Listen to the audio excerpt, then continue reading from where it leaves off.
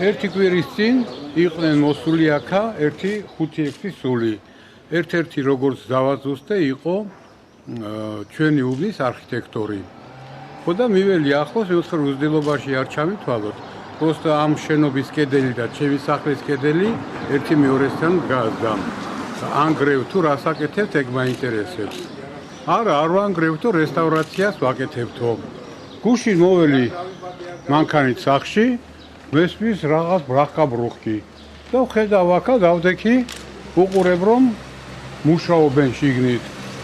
შევეკითხე ამ მუშებს რას აკეთებთ? რა ბრახკაბრუხკია? არაფერია იმ გაცნითო კედლებს. დღეს მოველი არავინ არ იყო, არაფერი არ. დღისით გაიგეთ რამე? იყვნენ, მუშაობდნენ? იყო საჯარო შეხვედრა, სადაც იყო საჯარო დაპირება, რომ ყველა პროექტზე იქნება საჯარო დისკუსია, შეხვედრა, განხილვა ინვესტორის მხრიდან. ამხელა კაცი იჯდა და უზარმაზარი აუდიტორია იჯდა და სიტყვა მოგცა.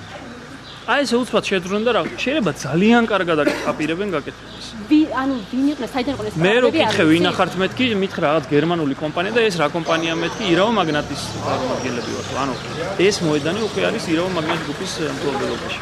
ეს დალოცვილები გვაჩვენონ რა პროექტი ეგება ტაში დაუკრათ და პირიქით მართლა მუშად მივეხმარები თუ შესაბამის და ჯეროვანი პროექტია. აი ესე ჩუმად უცბად მოვიდნენ და შევარდნენ, ხო იციან რომ ხმაურია ტყდება რა.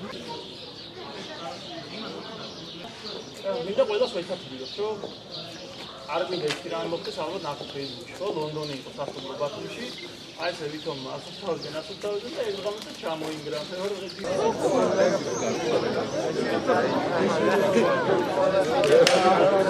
ერთსაათში ალბათ მოვაჩენით.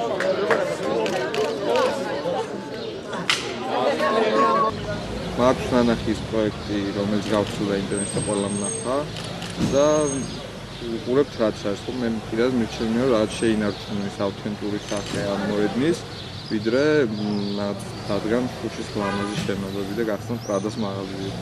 ამ საქმე დავიბადე 1953 წელს.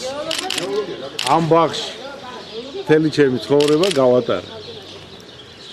ეს იყო ბაბუაჩემის სახლი. ბაბუაჩემი იყო ჩამოსული თურქეთიდან. აი ის რო იყო გენოციდი. 1-2 წლით ადრე ჩამოვიდა აქა ბებიაჩემი ცუდად იყო და იყიდეს ეს სახლი. იყიდეს რაჭა რო არ. რაჭა იყო ბაბუაჩემის თონე.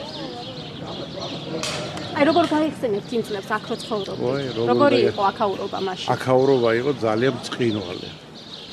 ხო იცით ბავშვობა. ну რა ვიცი, ну ყველაფერი. ეხლა რა გქონდათ იმის ამას?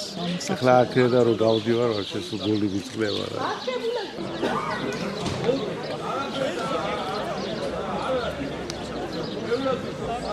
დღეს და ხვალ ვეცდებით ამ თბილისის განვითარების ფონდის და ინვესტორების ირაო მაგნატ გუდიაშვილის აი მაღრაძესთან დაკავშირებას. ერთის მხრივ საბანაძე ფონდის ხელმძღვანელი და მაღრაძე მეორეს მხრივ.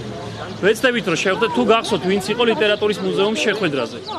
და ჩვენ დღეს და ხვალ საღამომდე ყველა არხით, ყველა საშუალებით ვეცდებით რომ ამ ხალხს შევხვდეთ და განმეორდეს ეს საჯარო შეხვედრა. ფონდის და ინვესტორის საინვესტიციო ჯგუფის წარმომადგენელთა მონაწილეობით. რომ ჩაგვაყენონ საქმის კურსში ამ შენობას რა ბედი ელის.